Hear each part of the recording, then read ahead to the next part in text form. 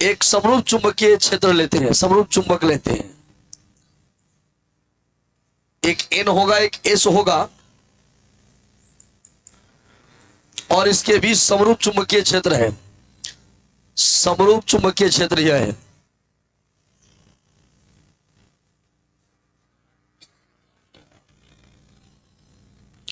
इसको कहते हैं समरूप चुंबकीय क्षेत्र। क्या कहते हैं? बहुआ बोर्ड पर ध्यान दो, ये समरूप चुंबकीय क्षेत्र है, ठीक है। और इस समरूप चुंबकीय क्षेत्र में एक मैं बंद पास रख रहा हूं। क्या रख रहा हूं भाई? बंद पास रख रहा हूं। बंद पास का मतलब ऐसा चालक जो चारों तरफ से क्या हो? बंद हो। दिखाई दे रहा है? ये आपका P है या Q है या R है और या S है, और धारा इसमें प्रवाहित हो रहा है, धारा इसमें प्रवाहित हो रहा है। मतलब मैंने क्या किया कि एक समरूप चुंबकीय क्षेत्र में, एक समरूप चुंबकीय क्षेत्र में मैंने एक बंद पास को, धारावाहित बंद पास को रख दिया है। अब मैं चाहता हूं कि इस पर बलाघूर्ण का मान कितना मिले, यह हम व्यंजक प्राप्त में करना चाहता हूं। साथ में मैं ये भी चाहता हूं कि इस बंद पास में बलाघूर्ण का मान भी मिल जाए और चुंबकीय आघूर्ण का मान भी मिल जाए ना। ये दोनों चीजों को समझिए। पहले तो बलाघूर्ण क्या है ये बात समझ लीजिए। जैसे कि एक कलम है, ठीक है, इस कलम पर एक जो है नीचे के ऊपर लगे और एक ऊपर के ऊपर लगे, तो आप बताइए क्या होगा? ये घूमने लगेगा। बलों का ऐसा युग्म जो किसी भी पदार्थ पर लगकर उसे घुमाने लगे उसको कहते हैं बलाघूर्ण। क्या कहते हैं? बलाघूर्ण। बलाघूर्ण का मतलब कि किसी भी वस्तु पर, किसी भी पिंड पर लगने वाले वैसे तो बल जो दोनों बल उस पिंड को घूमने के लिए मजबूर कर दें, समझिए वही क्या है? बलाघूर्ण है। और उसको हम टाउ से लिखते हैं। किससे लिखते हैं? टाउ से। और बलाघूर्ण कभी भी उत्पन्न होगा, इसका मतलब कि उस वस्तु पर कई गो बल लग रहा है? दो गो। और दोनों एक दूसरे के विपरीत और एक दूसरे के समानांतर, विपरीत और समानांतर। जैसे मैं यह कहूं, इस पॉइंट से हटाकर आपको एक छोटा सा पॉइंट में यह दिखाऊं कि अगर यह कोई चालक है, ठीक है, इस पर एक बल ऐसे लग रहा है और एक बल ऐसे लग रहा है। आ देखो, इसको मिलाओ और इसको मिलाओ, इसका क्रिया रेखा कहीं एक दूसरे को काटेगा? नहीं काटेगा। और यह जो क्रिया रेखा काटेगा नहीं, मतलब एक दूसरे के समानांतर यह है, समानांतर रहेगा। अब दोनों का दिशा क्या है? ऑपोजिट है। अब ये क्या होगा? अब ऐसे यह राउंड में घूमने लगेगा, और इसका जब ये राउंड में घूमने लगेगा, इसका मतलब बलों के इन युग्म को बलाघूर्ण कहते हैं। क्या कहते हैं? आज जान लीजिए बलाघूर्ण का मतलब क्या होता है। ये बल जो होता है, इधर भी F है और इसमें भी क्या है? F। दोनों बल बराबर लगेगा। बलाघूर्ण का मतलब कि वो बलाघूर्ण तब कहलाएगा, बलाघूर्ण तब माने आघूर्ण तब उत्पन्न होगा जब बराबर बल लगे। जितना बल नीचे से ऊपर लग रहा है उतना ही बल ऊपर से नीचे। मान लेते हैं इन दोनों के बीच में d दूरी है। कितना दूरी है? तो जब बलाघूर्ण निकालेंगे तो टाउ बराबर FD हो जाता है। एगो बल गुने दोनों बलों के बीच की दूरी। समझ रहे ना? अब यहीं से चर्चा की शुरुआत होगी और इसका व्यंजक हम लोग प्राप्त करने का प्रयास करेंगे। देखो क्या हो रहा है यहाँ पे। यहाँ पे हम देख पा रहे हैं कि एक समरूप चुंबकीय क्षेत्र है। क्या है यह?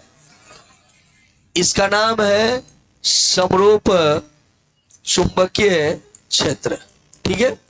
अब आपने इसको क्या रख दिया? एक बंद पास। क्या रखा? एक ऐसा है धारावाही, इसमें धारा का प्रवाह हो रहा है जैसा कि आप देख पा रहे हैं।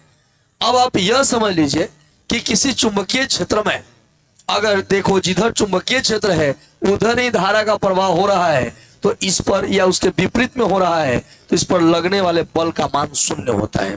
क्या होता है? क्योंकि अब पढ़े हैं ए बराबर ILB साइन थीटा, तो साइन 0 या 180 रहेगा तो मान क्या होगा?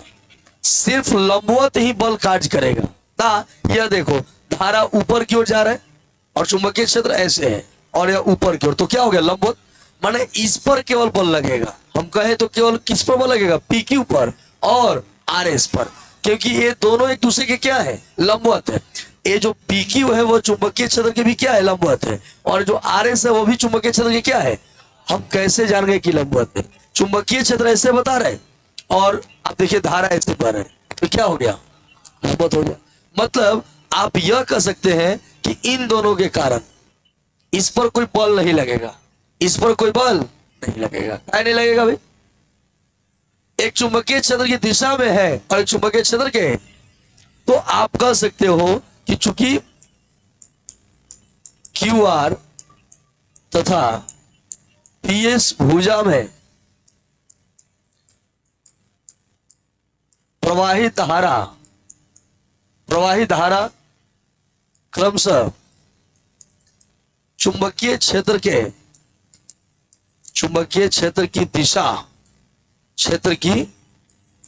दिशा में और विपरीत दिशा में है। अतः भुजा क्यू आर तथा पी एस पर कोई भी चुंबकीय बल और पी एस पर लगने वाला चुंबकीय बल क्या होगा? चुंबकीय बल क्या होगा भाई? चुंबकीय बल शून्य होगा। ये मान रहे हो ना? ये मानना नहीं है, साबित भी करवाए हैं। F बराबर I L B sine theta ना, तो साइन 0 या 180 रखोगे तो मान क्या हो जाता है? 0। इसलिए अगर चुंबकीय क्षेत्र के दिशा में धारा बहे या विपरीत दिशा में धारा बहे तो उस पर लगने वाला कुल बल क्या होता है? 0। मतलब हमने जान लिया कि भाई क्यू आर और पी एस पर तो बल नहीं लग रहा है, लेकिन हमें निकालना बलाघूर्ण। लेकिन हम देख रहे हैं कि भाई पी क्यू पर बल लगेगा। क्या लगेगा? पी क्यू पर लिखा जाएगा। अतः पी क्यू पर लगने वाला बल F1 बराबर आई एल। क्या देखो, इसकी लंबाई जो है वह क्या है? एल है। और सॉरी, इसकी लंबाई जो है, यह लेंथ जो है वह क्या है? एल है। और यह लेंथ क्या है? बी है। ठीक है, माने इसकी लंबाई, ऐसे लंबाई एल है और ऐसे चौड़ाई क्या है? बी है। ठीक है, तो हम यहां से चर्चा करेंगे कि भाई इस धारावाही पर लगने वाला बल क्या होगा। तो पढ़े होंगे आई एल बी। कब? जब धारा चुंबकीय क्षेत्र के लंबवत हो, लगने वाला बल आपको नोट में करके लिखवाए होंगे आई एल बी। लिखवाए है ना? तो आई एल बी, ये बी कौन है? चुंबकीय क्षेत्र।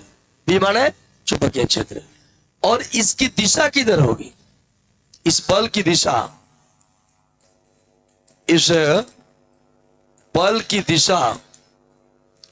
दिशा जो है वो बाहर की ओर होगी। किधर होगी? बाहर की ओर होगी। और देखो भाई, इसकी दिशा बाहर की ओर होगी। मैं यह कर रहा हूं कि इसकी दिशा किधर होगी भाई? बाहर की ओर होगी। तो इसकी दिशा बाहर की ओर कैसे होगी, यह बात समझना होगा। तो आपने पढ़ा होगा कि कोई धारावाही चालक अगर है तो उस पर लगने वाले बल की दिशा के लिए हम दक्षिण हस्त अंगुष्ठ नियम का उपयोग करते हैं।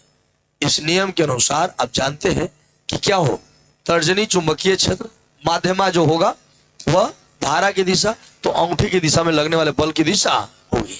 इस स्थिति में आप डायरेक्ट यह समझ कर चलिए कि धारा ऊपर की ओर जा रहा है तो यहां पे जो बल लगेगा वो किधर? बाहर की ओर। किधर लगेगा? बाहर की ओर। और बल कितना लगेगा? I L B. अब रहा बात इसकी, ए आर एस की। किसकी भाई? तथा आर एस पर लगने वाला बल, आर एस पर लगने वाला बल, आर एस पर जो लगने वाला जो बल है वह F2 होगा। क्या होगा? F2 होगा ना। अब देखिए आर एस पर कितना बल लगेगा, इस बात को थोड़ा समझ लें। देखो आर एस पर जो बल लगेगा ना, इसमें भी धारा नीचे के ऊपर है ना, तो धारा नीचे बह रहा है। चुंबकीय क्षेत्र क्या है? ऐसे। ये भी क्या है? लंबवत है। तो ये भी लंबवत है, तो वो भी कितना लगेगा? I L B. क्या हो जाएगा? I L B. ये भी हो जाएगा आई एल बी हो जाएगा। लेकिन इसकी दिशा क्या होगी? इस बल की दिशा, परंतु इस बल की दिशा अंदर की ओर होगी। किधर होगी? अंदर की ओर होगी। क्लियर है? अब तो आप देख पा रहे हैं कि F1 और F2 दोनों क्या है? बराबर है। F1 और F2 दोनों क्या है? बराबर है और एक दूसरे के विपरीत है।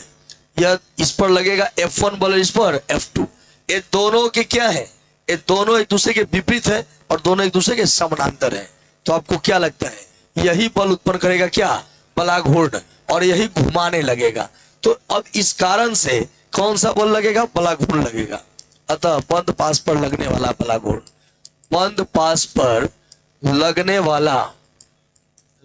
वाला बलाघूर्ण जो होगा वह होगा टाउ बराबर एफ डी। क्या होगा?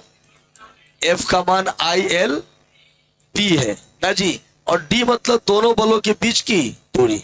देखो दोनों बलों के बीच की दूरी दिया हुआ है P, दिया है P, तो लिख देंगे क्या? P। एक काम करते हैं, IL IB LB, और आपको शायद यह मालूम होना चाहिए कि लंबाई गुने चौड़ाई को क्या कहते हैं? क्षेत्रफल कहते हैं ना। तो यह हो जाएगा IA और इंटू में B। यहां तक बात क्लियर है ना? अगर यह बंद पार्श्व में फेरों की संख्या n है, यदि बंद पार्श्व में फेरों की संख्या, मतलब ये तो बलाघूर्ण हमने निकाल दिया।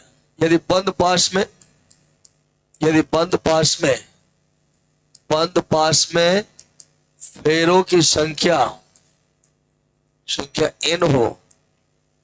n हो तो टाउ का मान क्या होगा? NIA-B। जान लीजिए यहां NIA को M कहा जाता है। क्या कहा जाता है? M को कहते हैं चुंबकीय आघूर्ण। क्या कहेंगे इसको? इसका नाम है चुंबकीय आघूर्ण नाम है। तो यह हो गया MB, टाउ बराबर MB। लेकिन प्रयोगों द्वारा जब देखा गया तो यह निष्कर्ष पर पहुंचा गया कि लगने वाला जो बलाघूर्ण होता है वह M क्रॉस B की दिशा में होती है ना। तो मैंने इसको अगर वेक्टर के रूप में लिखना हो तो हो जाएगा M क्रॉस B, ये दिशा भी बतलाएगा। मतलब हम इस निष्कर्ष पर पहुंचे कि लगने वाला बलाघूर्ण होता है वह टाउ बराबर M क्रॉस B। हम लोगों ने साबित कर लिया। और M जो है वो क्या है? चुंबकीय आघूर्ण। जरा समझिएगा, यह जो चुंबकीय आघूर्ण है ना, मैंने क्या लिखा? NIA। एक बात यहां से क्लियर करते चले कि जो चुंबकीय आघूर्ण की दिशा होता है वह क्षेत्रफल सदिश की दिशा में होता है ना। तो इसका मतलब अगर हम वेक्टर के रूप में लिखना चाहें तो A पर वेक्टर लगा देंगे, और कुल मिलाकर यह हो जाएगा चुंबकीय आघूर्ण का, और यह हो जाएगा बलाघूर्ण का। यह बलाघूर्ण और यह चुंबकीय आघूर्ण। जैसे विद्युतीय द्विध्रुव आघूर्ण पढ़े हैं ना, वैसे ही यह क्या है? चुंबकीय आघूर्ण, जिसका मान होता है NIA। वेक्टर के रूप में लिखिएगा तो M बराबर NIA का वेक्टर लिखा जाएगा ना। यह था आपका बलाघूर्ण और चुंबकीय आघूर्ण।